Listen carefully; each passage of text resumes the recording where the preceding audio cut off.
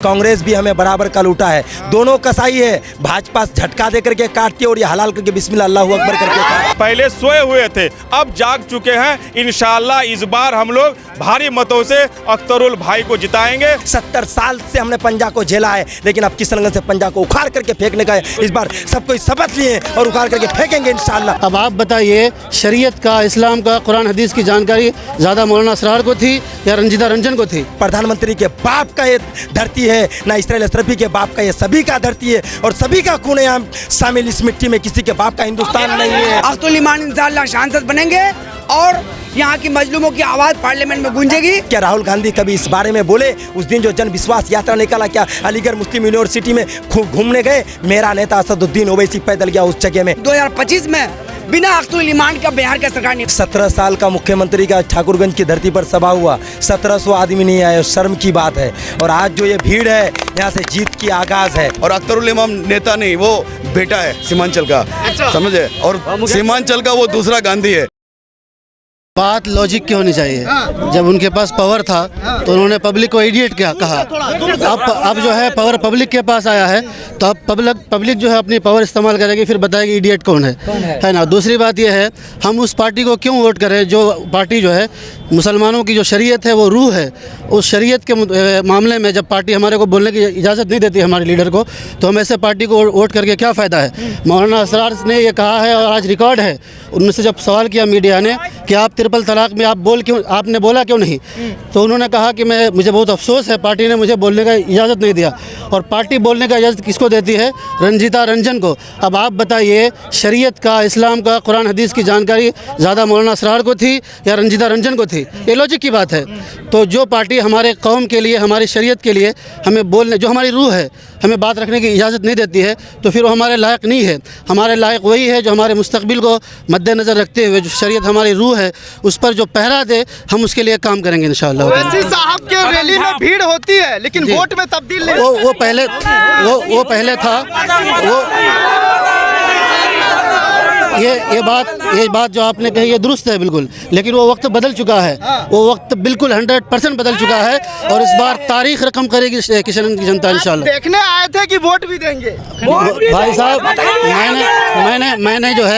मैंने आज तक कोई जो है इसका MIM का पद नहीं लिया है, लेकिन किशनगंज में जब 2015 में अख्तरुल ईमान साहब 16 अगस्त को सबसे पहली दफ़ा ओवैसी साहब आए थे, उस वक्त से मैं शामिल हूँ। ये और बात है, मैंने कोई ओहदा नहीं लिया, बेलौस खिदमत कर रहा हूँ आज तक और करता रहूँगा इंशाअल्लाह। आपको क्या लग रहा है? ओवैसी साहब आए, भड़का के चले गए कि ओवैसी साहब के प्रोग्राम में सिर्फ भीड़ होती है, वोट नहीं होता है। वोट नहीं होता तो यहाँ से 80,000 90,000 वोट से ऐसे 5 विधायक को भेजा पटना। और दूसरी बात ये चले जाते हैं आपके विधायक, वो किस पार्टी में नहीं होता ऐसा? किस पार्टी में ऐसा नहीं होता? किस पार्टी में ऐसा नहीं होता? हर पार्टी में ऐसा होता है। आपका राजद का भी चला गया, जदयू का भी, आपका पूर्णिया में MP का टिकट लिया, उसमें कोई बड़ी बात थी ना? सब पार्टी में ऐसा होता है, कोई बड़ी बात नहीं है।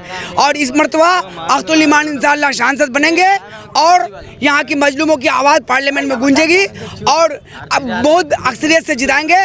और यहाँ पर अगर अख्तरुल ईमान साहब जीत गए तो समझ लीजिए अगला 2025 में बिना अख्तरुल ईमान का बिहार का सरकार नहीं बनेगी। बड़ी बात कह रहे हैं, बहुत बड़ी बात। आप क्या कहेंगे? आप यहाँ पर आए, ओवैसी को सुने। हम इसलिए वोट अख्तरुल इमाम को नहीं करेंगे कि वो MP बने। हम वोट इसलिए करेंगे, हम अपना लीडरशिप तैयार करना चाहते हैं। हमारा अपना लीडरशिप होगी, हमारी अपनी नहीं हमारी कांग्रेस ने हमारे साथ एक बहुत बड़ा दागाबाजी किया, धोखाबाजी किया। हमारे पॉपुलेशन के हिसाब से हमारा टिकट भी नहीं दिया वो पूरे हिंदुस्तान में, समझे? आंख बंद करके हमने 70 साल तक उसको वोट दिया। किशनगंज को क्या दिया? न कोई यूनिवर्सिटी दिया, न कोई एजुकेशन में, न कोई चिकित्सा में, न कोई सुविधा में, न रोजगार में, न ही हमको कोई इंडस्ट्रियल एरिया दिया। तो इसीलिए हमको अपनी आवाज़ बनाना है, हमको अपना नेता चुनना है। और अख्तरुल इमाम नेता नहीं, वो बेटा है सीमांचल का, समझे? और सीमांचल का वो दूसरा गांधी है, याद रखिएगा। आने वाला वक्त में आप लोग को रीजन आएगा कि ये 8 क्लास पढ़ा लिखा CM नहीं बनेगा। जब वो जो चाहे ऐसा हो, ऐसा कभी नहीं होगा। आप अख्तरुल इमाम को जिताएंगे। आपको क्या लग रहा है? आप भी सुने और भड़काऊ क्यों भाजपा भड़का के चले गए? देखिए भाई, हम लोग जो हैं यहाँ आए सारे भाषण को सुने, लेकिन पिछले जो है वो सारे कारनामाओं को भुला करके इस बार हम लोग पतंग छाप को भारी वोटों से जिता करके कामयाब करेंगे और किशनगंज पूरे सीमांचल को कामयाब बनाएंगे।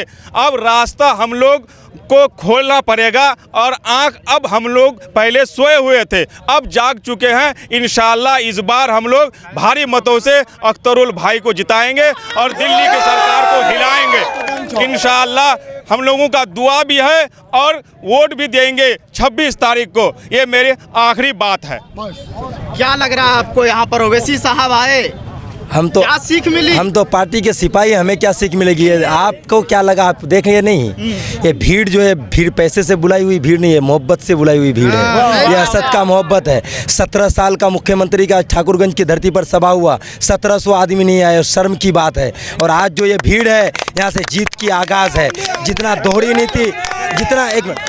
दोहरी नीति हमारे साथ कांग्रेस ने की, और कांग्रेस का एक बात और बता दें कि सिर्फ भाजपा ही हम लोगों को लूटाया सताया नहीं है, कांग्रेस भी हमें बराबर का लूटा है। दोनों कसाई है, भाजपा झटका दे करके काटती है और ये हलाल करके बिस्मिल्लाह अल्लाहू अकबर करके काटती है।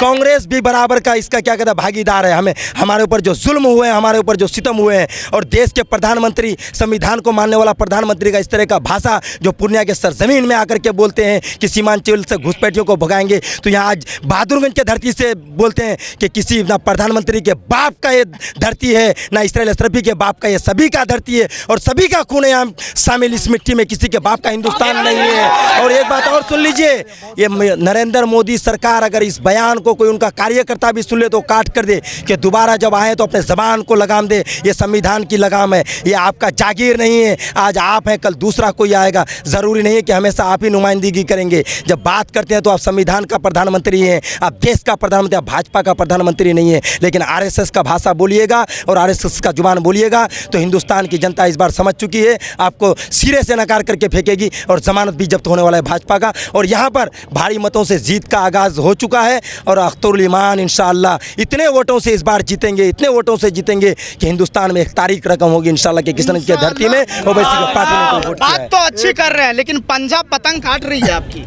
पंजा?